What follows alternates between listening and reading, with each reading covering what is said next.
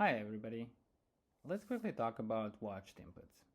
I personally used to skip past watched inputs. I didn't really see them being used that much in the past and never understood why they were there. But now it clicked for me. What are watched inputs? Watched inputs are basically a manual dependency list for a query. What they do is they tell Retool exactly which inputs should trigger a rerun. That way, the query doesn't react to every little UI change, but only reacts to the inputs we declare.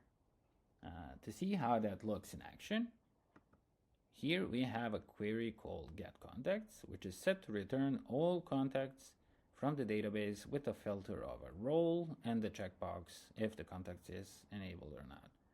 And what you'll notice right now, its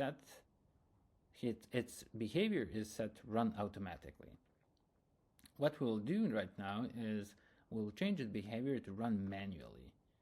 And manually, it runs only when triggered by an event. What we will do next is we'll navigate to the advanced section of the query and scroll down until we find watched inputs. Okay, so here what we'll do is we will list the components in this query, components that the query itself should pay attention to. And in this case, it will be a filter for a role and a checkbox for enabled. We'll save those two and we will test it out. So if I add an admin filter, the query will run even if it's set to run manually, because we've previously set it in the watched inputs. Same goes for checkbox. If I click here, it will run the query and show only the enabled ones. Why is this important? Well, this is important because it keeps the performance really tight and the query doesn't fire on any unrelated UI changes.